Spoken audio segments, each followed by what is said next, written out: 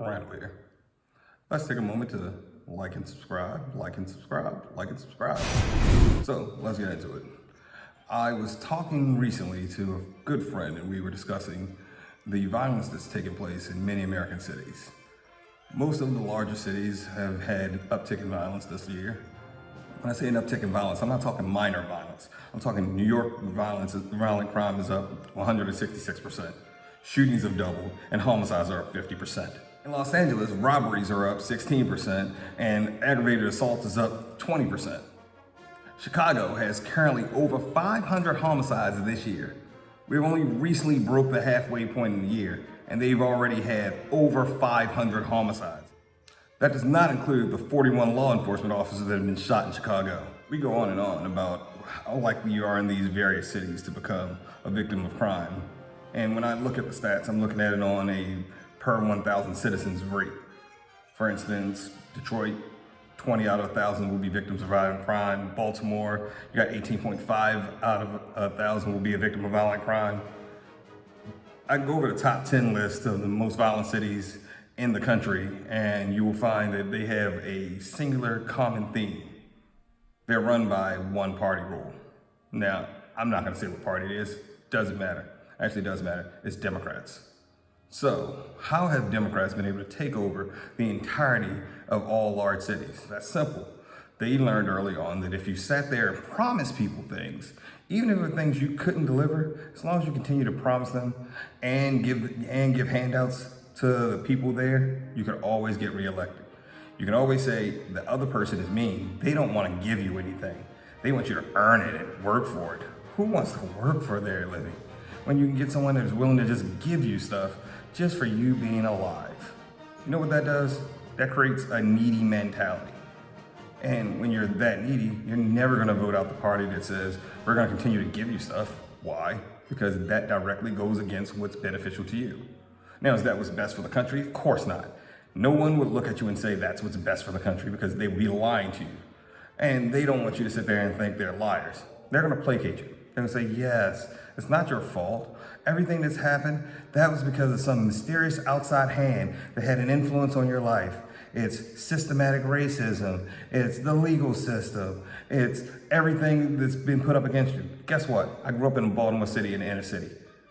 Systematic racism did not work. You know what I had that other people didn't? I had family that actually stuck together and encouraged education. I don't know how many times I'm gonna have to say this. Family and education will get you a lot further than sitting there and waiting for a politician to do something for you. Get over it. The politicians aren't there to do anything for you. If anything, they're there to do something for them, enrich themselves. Politicians, the vast majority go in there with limited net worth, and by the time they're out of office, they're multimillionaires. I wonder how that works. You go in with limited net worth, but you come out multimillionaires. Wonder why? Because they're in it for them. Nancy Pelosi just yesterday, you can't have these hair salons open. You can't have these nail salons open. But when it comes to me, yes, open the salon. I want to get my hair done.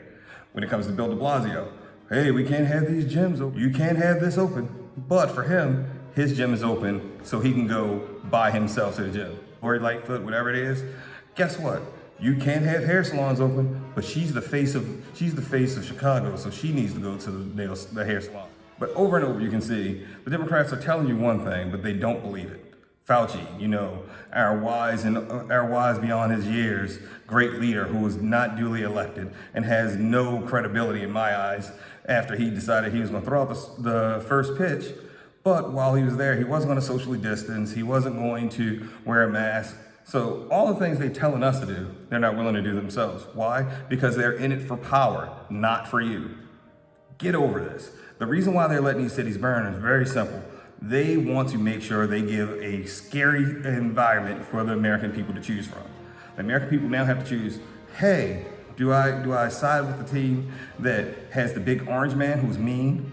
Or do we side with the team that says, we want to stamp out fascism? Do you understand what fascism means? Do you understand what fascism is? So let me get this straight. Your idea is we're gonna stamp out fascism by acting exactly like a fascist. So we're gonna stop fascists from coming into power by being what they are. That doesn't sound like stamping out fascism. That sounds like domestic terrorism. Why? Because you're using violent means to achieve a political end. That's the definition of terrorism.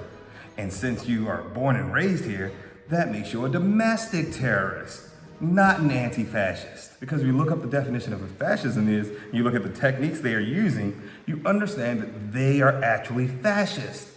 Wow. I'm old enough to remember when people used words and they had meaning. So when you said anti-fascist, you didn't then go out and act like a fascist because you're an anti-fascist. So now let me get this straight. In the interest of stopping fascism, you have to be a fascist. How dumb do you take the public for? And I know how dumb you take the public for. You're showing us. Orange Man Bad says, hey, I'm willing to give you federal troops to help you quell some of this violence. And you say, no, I will never take anything from you, Orange Man Bad. And then the people that are screwed are all the people in the inner cities that keep voting for those who say, we can stop this if you only elect us. How many times are y'all gonna elect them only to realize that guess what? It doesn't change. Somehow, every 4 years, the country is stirred up in some kind of weird racial hatred. What happens every 4 years? Can't put my finger on it. But, what do you think? Leave a comment in the comment section. Like and subscribe, like and subscribe, like and subscribe. Corporal Randall, out.